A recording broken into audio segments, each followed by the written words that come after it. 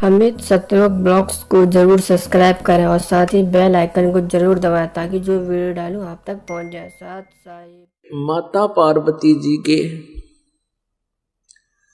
107 जन्म हो चुके थे। वो मर रही थी, फिर कहीं जन्म लेती थी और भगवान शिव से ही उसका विवाह होता आ रहा था। 108वां जन्म था पार्वती जी का। उधर से भगवान शिव जी क्या करते थे, वो पार्वती जी से इतना प्रेम करते थे अपनी पत्नी से, उनकी मृत्यु के उपरांत वो उनके कंकाल को, उनके सिर को निकाल लेते थे और उनके प्रेम में उसकी याद को ताजा रखने के लिए एक माला बना ली थी, गले में डाल लेते थे और या अपने कहीं मकान, अपने महल की खुट्टी पर टांग देते थे। उनकी याद में रोते रहते थे। एक दिन नारद जी आए, पार्वती जी से कहा कि हे माता, आप जन्म और मृत्यु के कष्ट से कितने दुखी होते हो। भगवान शंकर जी के पास, शिव जी के पास एक अमर मंत्र है, यदि वो आपको वो मंत्र दे दे, जाप करने का एक नाम है, आपका जन्म और मृत्यु समाप्त हो सकता है। पार्वती जी ने कहा कि हे ऋषि जी, आपकी बातों पर मुझे विश्वास नहीं हो पा रहा, क्योंकि भगवान शिव जी मुझे बहुत प्यार करते हैं, मेरे पति हैं और इनके स्वभाव और इनके उदार स्वभाव से मैं खूब परिचित हूं। ये मेरे लिए अपनी जान भी दे सकते हैं और वस्तु का तो कहना ही क्या। फिर आप ये कहो कि इनके पास कोई ऐसी वस्तु है और वो मुझे नहीं देते, नहीं दी, आज तक मेरे से छुपा ली, मेरा बात जची नहीं और मेरी जन्म मृत्यु का भी मुझे ज्ञान नहीं।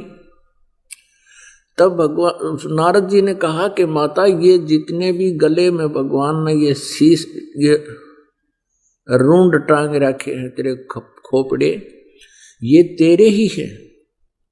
107 तो ये टंगरे खुट्टी पे है और 108वां आप वर्तमान में है। और भगवान शिव जी के पास एक बहुत ही अच्छा मंत्र है, वो आपको देंगे तो आपका कल्याण हो जाएगा। पार्वती जी ने फिर वही शब्द दोहराए कि नारद जी, मुझे विश्वास नहीं हो रहा कि उन्होंने मुझे ये नाम क्यों नहीं दिया जिससे मेरा मोक्ष हो सकता है। ऐसा भगवान नहीं कर सकते, मुझसे कुछ नहीं छुपा सकते। तब नारद जी ने कहा कि अभी तक आप उनको केवल पति मान रहे हो, आपने उनको भगवान नहीं माना, आपने उनको गुरु नहीं माना। जब तक आप अधीन नहीं होगे तब तक वो आपको ये वस्तु नहीं देंगे। अभी तक तो आप उनको एक पति मानते हो और कभी कभी डांट भी लगा देते हो, और इस अनमोल वस्तु को लेने के लिए आपने बहुत विनम्र स्वभाव अपनाना होगा। अति अधीन दीन हो प्राणी, ताको कहना वो अकथ कहानी, ये नियम है भक्ति का। अब नारद जी के उस प्रेरणा से उसको बहुत ज्यादा प्रेरणा मिली, बहुत प्रेरित होगी और सोचने लगी कि ऐसा अनमोल मंत्र उनके पास है। नारद जी झूठ नहीं बोलते, इनका कोई स्वार्थ नहीं झूठ बोलने का, परमार्थी व्यक्ति हैं, ये झूठ नहीं बोलते। पार्वती जी ने सोचा कि अवश्य में मेरे अंदर ही कोई त्रुटि रही है जिस कारण से प्रभु ने अभी तक मुझसे ये अनमोल मंत्र छुपा रखा है। अब शाम के समय जब भगवान शिव जी अपने घर लौटे उस दिन एक विशेष परिवर्तन देखा शिव जी ने कि पार्वती जी उनके चरणों में गिर गई और फूट फूट कर रोने लगी। भगवान शिव ने कहा कि पार्वती, तेरे को किसने क्या कह दिया, मुझे बता, उसका अभी ठीक करता हूं उसको।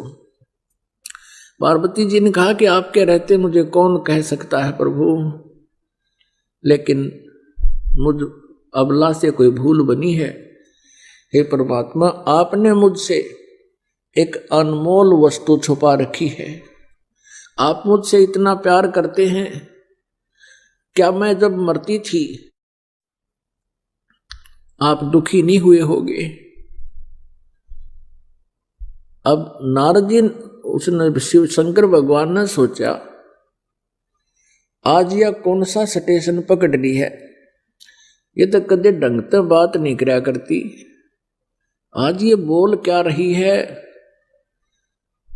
तब कहा, पार्वती जी ने संक्षिप्त में सारी कथा सुना दी है। भगवान, आपके पास अनमोल मंत्र है, मैं 107 बार मर चुकी हूं, ये शीश मेरे ही हैं, आपने कभी नहीं बताया, मेरे में कोई त्रुटि रही होगी, मुझे बालक समझकर माफ कर दो, मुझे वो मंत्र दे दो।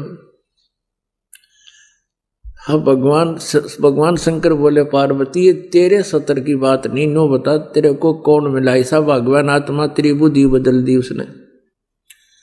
ऐसा कौन भी दाता मिल गया जो तेरी बुद्धि बदल दी? किसने बताया तेरे तो ये बात? तो पार्वती कहने लगी, नारद जी आए थे और उन्होंने मुझे ये सारी कहानी बताई। अब शिव जी कहने लगे, पार्वती अब बैठ जा, तेरे को सारी मेरी मजबूरियां बताता हूं। अब पार्वती से शंकर भगवान ने कहा कि ये ना सोच के मैं तुझे प्यार नहीं करता था, तू मर जाती थी, तेरी मृत्यु होती थी, मैं बहुत रोता था, टक्कर मारता रहता था तेरे वियोग में। तब पार्वती जी ने कहा कि हे भगवान,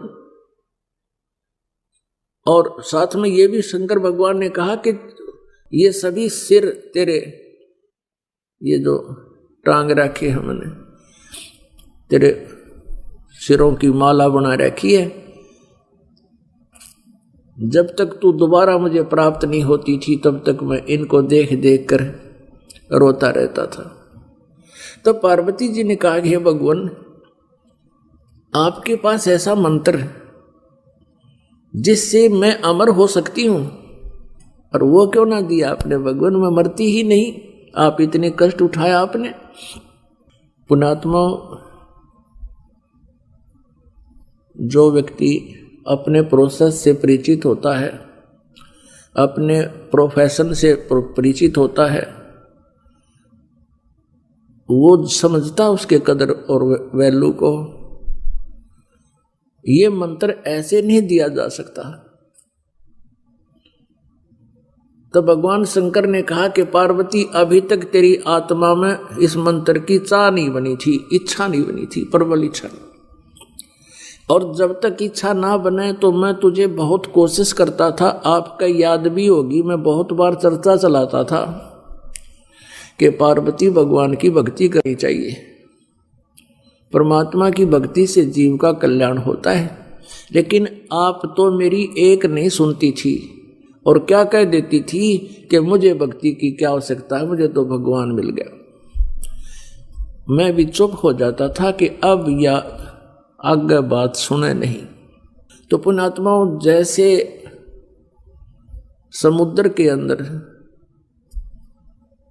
समंदर में सीप होती है एक, जिसमें ये मोती बनते हैं, आपने देखे होंगे, शंखले से हुआ करें शंख, इन ये तो ऐसा ही एक चपटा सा होता है, एक जीव होता है, उसका ऊपर का शरीर बहुत सख्त होता है, और उसमें मोती कैसे बनता है? वो सीप जिस समय उसको चाह होती है, समुद्र में एक विशेष गर्मी पैदा होती है, और उसके बाद फिर कुछ वर्षा के आसार बनते हैं, तो सीप जो है समुद्र में रहती है और ऊपर सतह पर आ जाती है। जब उसने मोती बनाना, जब उसमें मोती बनने की प्रक्रिया, उसके अंदर एक विशेष जिज्ञासा उत्पन्न होती है, चाह होते अपने आप उसका मुंह खुल जाता है और ऊपर खुले हुए मुंह खुला हो, ऊपर से वर्षा हो जाती है स्वाति यानी आसमान की, बादलों की। तो उससे वो थोड़ा सा नीर ग्रहण करके और मुंह बंद कर लेती है, उससे मोती बनता है। और उस सीप का मुंह खुला ना हो, चाहे सारा सामन बरस जा, मोती नहीं बन सकता। तो यहां परमात्मा बताते हैं कि पार्वती के अंतःकरण रूपी सीप का मुंह बंद था, नारद जी की प्रेरणा से वो मुंह खुल गया और भगवान शिव जी ने फिर उसमें वो मंत्र डाल दिया। तो भगवान शिव ने कहा कि पहले तेरी इच्छा नहीं थी और ये ऐसा अनमोल मंत्र है, मैं तुझे ऐसे बर्बाद नहीं कर सकता, और मैं तुझे दे भी देता, बता भी देता, तो तेरे जिज्ञासा थी नहीं, यो काम नहीं करता, ये व्यर्थ जाता। तो तब भगवान शिव ने कहा, पार्वती आज तेरा सीप का मुंह खुल गया, खुला है ये, और अब ये मंत्र दूंगा तुझे। पर ये ऐसा अनमोल मंत्र है, ऐसे स्थान पर दूंगा जहां कोई दूसरा जीव भी ना सुन ले। जहां पर अमरनाथ बना हुआ है वहां एक सूखा वृक्ष था, एक सूखा वृक्ष था, कोई पत्ता नहीं था, टहनी शेष थी। और वहां जाकर उसके नीचे बैठ गए भगवान शंकर और पार्वती। भगवान शिव जी ने हाथ से 3 ऐसी जोर जोर से ताली बजाई, इतनी आवाज हुई कि आसपास, इतना भयंकर नाद हुआ कि आसपास के कोई पक्षी वहां पर था वो उड़कर भाग गया। और कहीं अंडे भी थे आसपास के वृक्षों में, वो भी पक्षी बनकर उड़ गए। उसी वृक्ष की खोगर में एक थोथे स्थान पर में जो वृक्षों में हो जाता है, उसमें एक मादा तोते ने अंडे दे रखे थे। जो समस्त अंडे थे वो तो पक्षी बनकर उड़ गए। एक गंदा अंडा था वो शेष रह गया। भगवान शिव पार्वती जी को वो मंत्र सुनाने लगा। पुण्यात्माओं, आपको पता चलेगा आप कितने पुण्यवान हो। वो जो मंत्र पार्वती जी को मिला वो मंत्र आप जी को मिल रहा है। इसके बीच में ये किसी को ना मिला, केवल कबीर परमेश्वर जी ने कुछ एक पुण्यात्माओं को दिया था।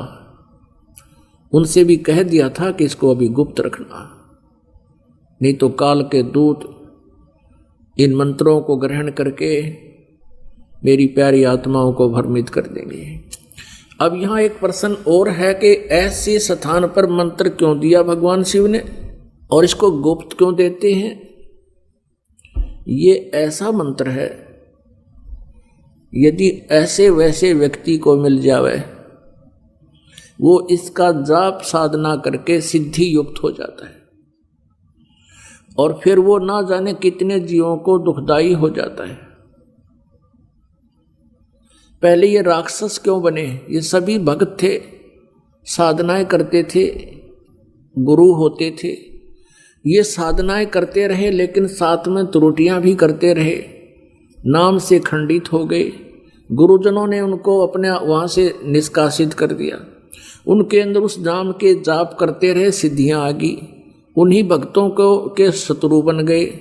उनके पास भी सिद्धियां, उनके पास भी सिद्धियां, सारी उम्र लड़ते रहे, ना उनको भक्ति आपकी ना करने देते थे। आपने सुर असुरों का युद्ध खूब सुना पुराणों में, और अधिकारी जो होता उसके मुख से सुना हुआ ज़्यादा असर करता है। तो वहाँ पार्वती जी को भगवान शिव ने वो मंत्र दिया।